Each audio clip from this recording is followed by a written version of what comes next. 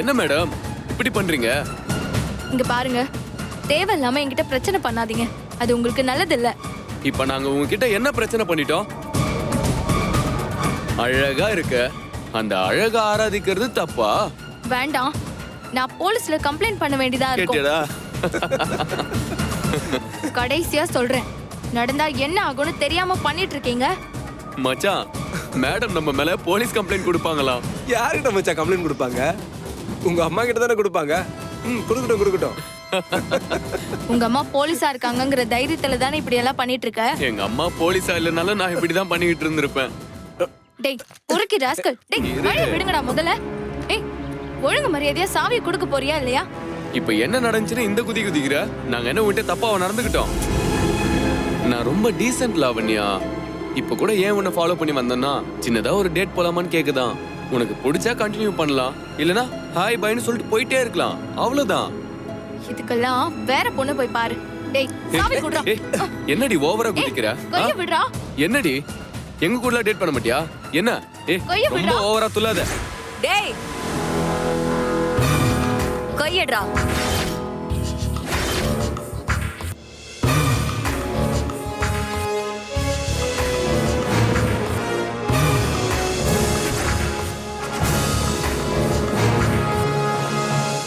ஏய் கையடன்னு சொல்றல, கையடா. எவ்வளவு தைரியம் உனக்கு? ஏய், எவ்வளவு தைரியம் தான் என் ஃப்ரெண்ட் மேலே கை வைப்ப? ஏண்டா ரோட்ல ஒரு பொண்ணுங்களை கூட போக விட மாட்டீங்களா? ஏய்,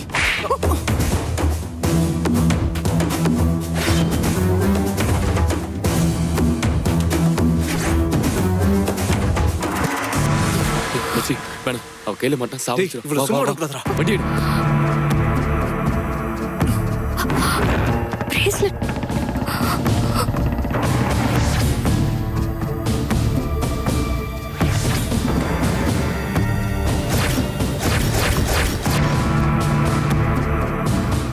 நல்ல வேலை மேடம். மேடம் ரொம்ப தேங்க்ஸ் மேடம். நீங்க மட்டும் வரலன்னா இந்த பொறுக்கி பசங்க கிட்ட மாட்டிக்கிட்டு நான் என்ன ஆயிருப்பேனே தெரியல மேடம்.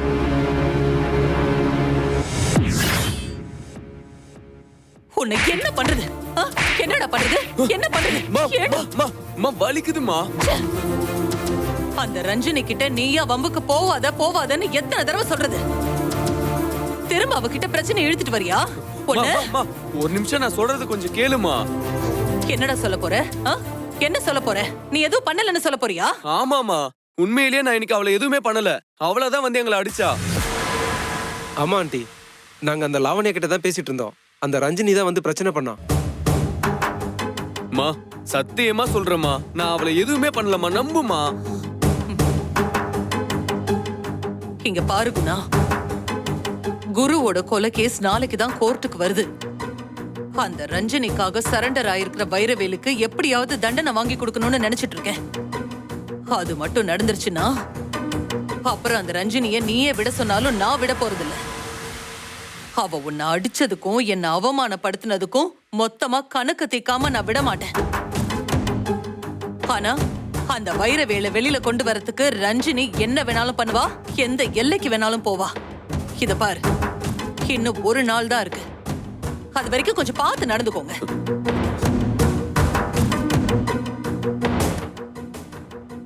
டேய் மச்சான், இத்தனைக்கு காரணம் அந்த ரஞ்சினி தான்டா. அன்னைக்கே அவளை என் மேல கை வைக்க விட்டதுனாலதான் இன்னைக்கு இவ்வளவு பிரச்சனை. அவளை ஏதாவது பண்ணி தீர்த்து கட்டணும்டா. அந்த லாவண்யாவை ஏதாவது பண்ணணும்டா. டேய் விடுறா மச்சான், அம்மா தான் ஜட்மெண்ட் வர வரைக்கும் அமைதியானு சொல்றாங்கல்ல, பண்ணலாம். அதுக்கப்புறம் என்ன வேணாலும் பண்ணலாம். ஜட்மெண்ட் வரட்டும், பாத்துக்கலாம். அப்புறம் பொண்ணுக்கு படிப்பெல்லாம் முடிஞ்சுதா? முடிஞ்சிருச்சு சார். குட். சின்ன பொண்ணா இருக்கும்போது பார்த்தது இப்போ நல்லா வளர்ந்துட்டா. எல்லாம் உங்க ஆசீர்வாதம் தாம்மா. ஒரு இக்கட்டான நேரத்துல நீங்க உதவி செஞ்சதாலதான் இன்னைக்கு நாங்க இந்த நிலைமையில இருக்கோம். என்னைக்குமே நாங்க அந்த நன்றியை மறக்க மாட்டோம். அடுத்து என்ன, பொண்ணுக்கு கல்யாணம் தானே? அத பத்தி பேசதான் நாங்க வந்திருக்கோம். இது என்னோட தகுதிக்கு மீறினதுதான். என்னதான் இருந்தாலும் உங்ககிட்ட ஒரு வார்த்தை கேட்டுக்கிட்டு எதுவா இருந்தாலும் பண்ணலாம்னு பாக்குறேன். இல்ல தம்பிக்கு இன்னொரு கல்யாணம் பண்ற ஐடியா இருக்கா? என் பொண்ணு உங்க வீட்டுக்கு மருமகளை ஆக்கணும்னு நான் நினைக்கிறேன். நீங்க கேட்டது எனக்கு ரொம்ப சந்தோஷம் தாங்க. என்னதான் வசதி இருந்தாலும் உறவும் முக்கியம்னு நினைக்கிற ஆளுங்க தான் நானும் இவரும். ஆனா என் பையன் இப்போ இன்னொரு கல்யாணம் பண்ணிக்கிற நிலைமையில இல்ல. நான் வேணா அவர்கிட்ட பேசி பார்க்கட்டுமா? எனக்கு நம்பிக்கை இருக்கு. நான் அவர்கிட்ட பக்குவமா பேசி புரிய வைக்கிறேன்.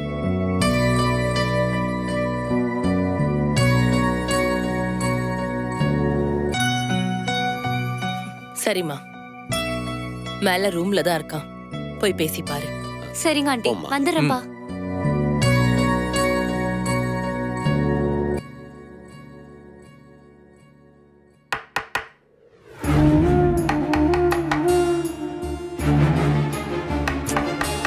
யாரு? நான் மித்ரா வந்திருக்கேன். மித்ரானா? என்ன மித்ரா? சிவனேசன் பொண்ணு மித்ரா. இப்ப என்ன வேணும்? எதுக்கு இங்க வந்திருக்க? அது உங்களை நேர்ல பார்த்து தான் சொல்லணும். கொஞ்சம் கதவு திறக்கிறீங்களா? அங்க இருந்தே சொல்ல முடிஞ்சா சொல்லு, இல்லனா கிளம்பி போயிட்டே இரு. எனக்கு உங்க கோவம் புரியுது. பாஸ்ட நினைச்சுக்கிட்டே இருந்தா நம்ம ஃபியூச்சர் நல்லா இருக்காதுன்னு சொல்லுவாங்க. அப்புறம் எதுக்கு அந்த மாதிரி ஒரு வாழ்க்கையை நீங்க வாழ்ந்துட்டு இருக்கணும்? எல்லாருக்குமே இந்த மாதிரி ஒரு சிச்சுவேஷன் வரதா செய்யும். அதை தாண்டி வாழ்றது தான் வாழ்க்கை. எனக்கு அப்படியெல்லாம் ஒரு வாழ்க்கை வாழணும்னு தேவையே இல்ல. என்னால அப்படி வாழவும் முடியாது. நீ முதல்ல கிளம்பு. அதெல்லாம் கண்டிப்பா முடியும். நான் அதுக்கு ஹெல்ப் பண்றேன். என்ன சொல்ல வர? ஸ்ட்ரைட்டா சொல்லிட்டு கிளம்பு. அது நான் உங்களை கல்யாணம் பண்ணிக்க ஆசைப்படுறேன். என்ன சத்தத்தையே காணோம்? இங்க இருந்து கிளம்புன்னு சொன்னேன். கிளம்புனா? நான் சொன்னதுக்கு நீங்க எதுவும் பதிலே சொல்லலையே. எனக்கு கல்யாணம் பண்ணிக்கிற ஐடியா எதுவும் இல்ல. அத என்ன பார்த்து சொல்லுங்க. உங்களை பார்க்காம நான் இங்க இருந்து போக மாட்டேன்.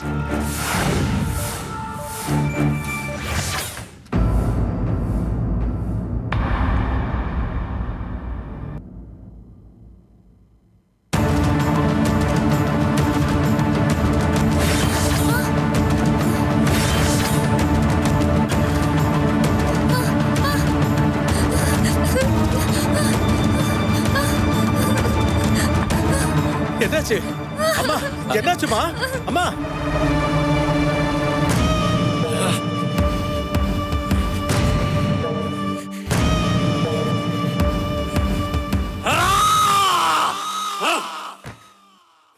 நம்மளோட இந்த நிலைமைக்கு காரணம் அந்த ருத்ரா தானே.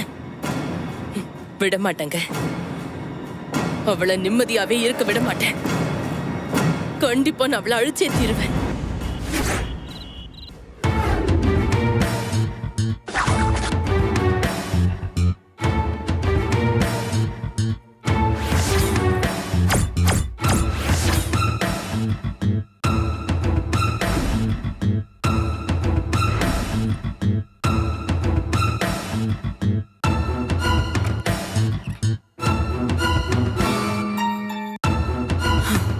ரஞ்சினி,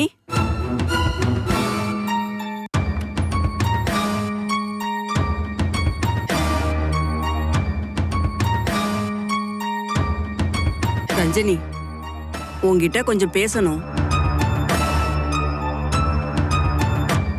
நான் கதிருக்கு கல்யாணம் பண்ணி வைக்கலான்னு முடிவு பண்ணியிருக்கேன். எனக்கு தெரிஞ்ச இடத்துல ஒரு பொண்ணை பார்த்துட்டேன். பொண்ணு அவங்க அப்பா அம்மாவுக்கு ஒரே மக, நல்லா படிச்சிருக்கா. நம்ம கதிருக்கு பொருத்தமா இருப்பா. அந்த பொண்ணுக்கும் அவங்க அப்பா அம்மாவுக்குமே கதிரை ரொம்ப பிடிச்சிருக்கு. அதனால கல்யாணத்துக்கு அவங்க ஓகேவும் சொல்லிட்டாங்க.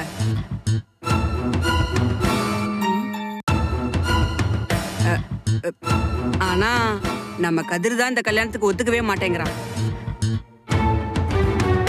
அதுக்கு என்ன காரணம்னு உனக்கே தெரியும்.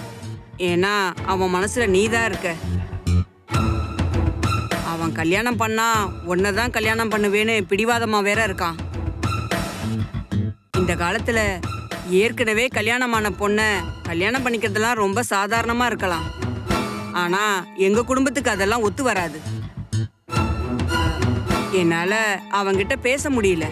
நான் சொல்றத அவன் காது கொடுத்து கேட்கறதாவும் இல்லை. அதனாலதான் உன்னை பார்த்து பேசிட்டு போலான்னு வந்தேன்.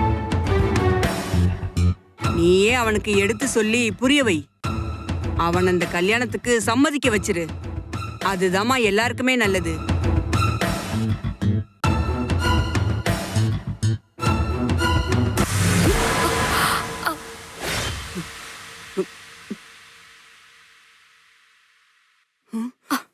அம்மா, நீங்க எப்போ வந்தீங்க? நான் வந்தது கூட உனக்கு தெரியாதா? சாரிம்மா, ஒரு முக்கியமான ஆடியோ கேட்டுட்டு இருந்தேன். ப்ளூடூத் இருந்ததுனால நீங்க வந்த சத்தம் கேட்கல. அப்போ நான் இப்ப பேசுனது ஒண்ணு கூட உன் காதுல விழல? இல்லம்மா, கேட்கல. சாரிம்மா. என்ன விஷயம்னு சொல்லுங்க.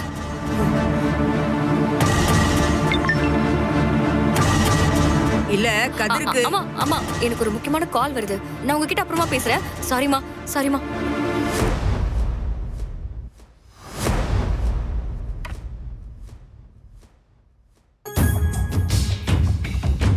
ஹலோ, யாரு?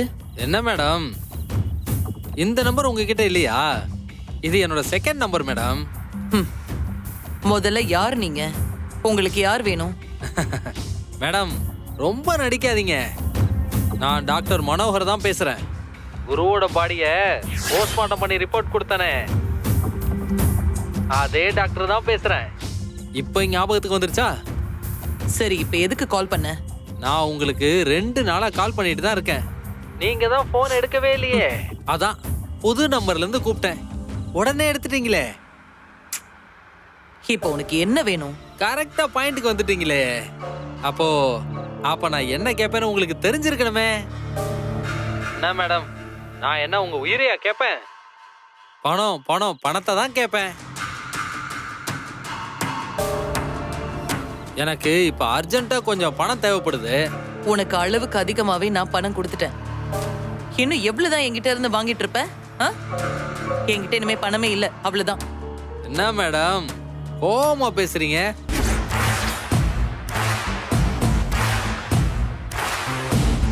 கொலைக்கான உண்மையான ரீசனை மறைச்சு நீங்க சொன்னதுக்காக ஃபேக் ரிப்போர்ட் கொடுத்த அதே டாக்டர்.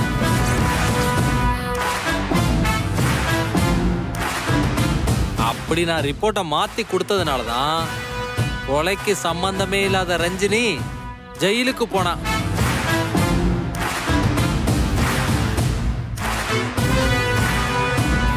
இப்பவும் அந்த ஒரிஜினல் போஸ்ட்மார்ட்டம் ரிப்போர்ட் என்கிட்ட தான் இருக்கு.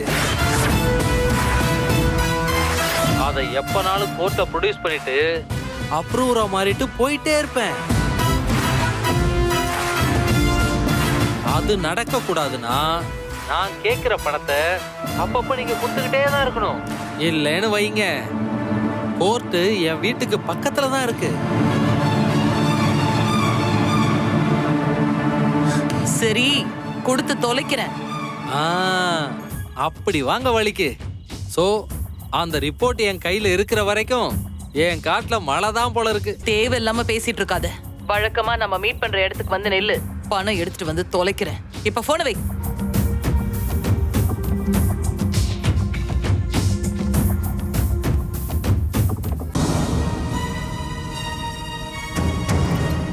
ரூபவதி எதுக்கு டாக்டர் கிட்ட ரிப்போர்ட்டை மாத்தி கொடுக்க சொல்லணும்?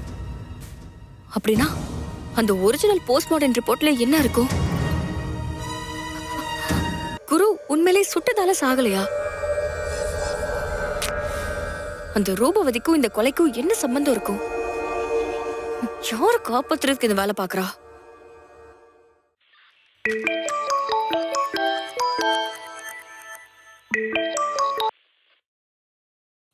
ரஞ்சினி சொல்லுங்க. சார், எனக்கு உங்க ஹெல்ப் வேணும். என்னன்னு சொல்லுங்க. இது உங்ககிட்ட கேக்குறது தப்புதான். இருந்தாலும் எனக்கு வேற வழி தெரியல சார். குருவை போஸ்ட்மார்ட்டம் பண்ண டாக்டரோட டீடைல்ஸ் கொஞ்சம் கிடைக்குமா? Detail means? அதான் சார், அட்ரஸ், ஃபோன் நம்பர், அவங்களோட போட்டோ. ஓ, ஆனா எதுக்குன்னு தெரிஞ்சுக்கலாமா? வேலுவை காப்பாத்துறதுக்காக தான் சார். அவரை மீட் பண்ணா எனக்கு ஏதாவது க்ளூ கிடைக்க கொஞ்சம் சான்சஸ் இருக்கு. அதனால தான் கேக்குறேன். சரி ரஞ்சினி, உடனே அனுப்புறேன். சார், ஒரு நிமிஷம். சொல்லுங்க. நான் உங்ககிட்ட அட்வான்டேஜ் எடுத்துக்கிறதா நீங்க நினைச்சுக்க வேண்டாம். நான் என்ன ஹெல்ப் கேட்டாலும் கொஞ்சம் கூட யோசிக்காம எப்படி சார் உங்களால பண்ண முடியுது? அதுவும் அந்த இடத்துல இருந்துகிட்டு. எனக்கு இந்த கொலையை யார் பண்ணாங்கன்னு தெரியாது ரஞ்சனி. ஆனா நீங்களோ வைரவேலோ பண்ணலன்னு மட்டும் என்னால உறுதியா சொல்ல முடியும். ஒரு நிரபராதி எக்காரணத்தை கொண்டும் தண்டிக்கப்படக்கூடாது. அதுக்காக நான் என்ன வேணாலும் பண்ணுவேன். ரொம்ப தேங்க்ஸ் சார். சரி, நான் டீட்டெயில்ஸ் அனுப்பி வைக்கிறேன்.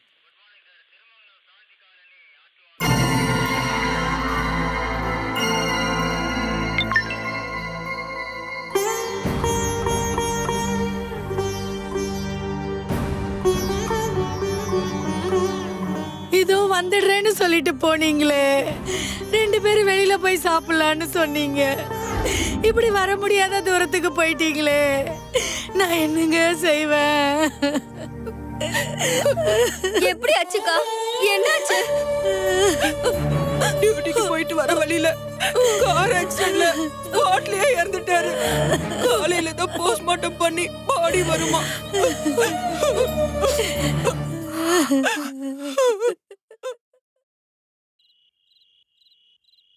கொஞ்ச நேரத்துக்கு முன்னாடிதான் இவரு ரூபவதிக்கு ஃபோன் பண்ணி பணம் கேட்டாரு. அவளும் முதல்ல முடியாதுன்னு சொன்னா. ஆனா அதுக்கப்புறம் இவரு உண்மையை சொல்லிருவேன்னு மிரட்டினதுக்கு அப்புறம் பணத்தை தரதுக்கு ஒத்துக்கிட்டு அவ சொல்றப்போ எங்கேயோ வர சொன்னாலே. ஆனா இங்க வந்து பார்த்தா அந்த ஆளு இறந்திருக்காரு. ஒருவேளை ஒவ்வொரு தடவை உண்மையை சொல்லிடுவேன் மிரட்டினாதான் பணம் வருது. இந்தா நீ கேட்ட பணம். இப்படி நல்ல புள்ளையா பணத்தை கொண்டு வந்து கொடுத்தா நான் ஏன் மிரட்ட போறேன்? சரி, அடுத்த தடவை பார்ப்போம். வரட்டுமா?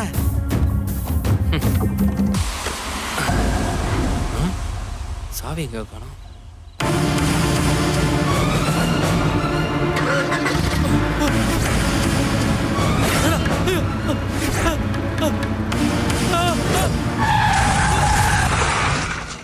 கண்டிப்பா இவர் அவதான் ஏதாவது பண்ணிருக்கணும். இருந்த ஒரு சாட்சியும் இப்படி பண்ணிட்டாலே. இனி எதுவும் இல்ல. இப்போ என்ன பண்றது?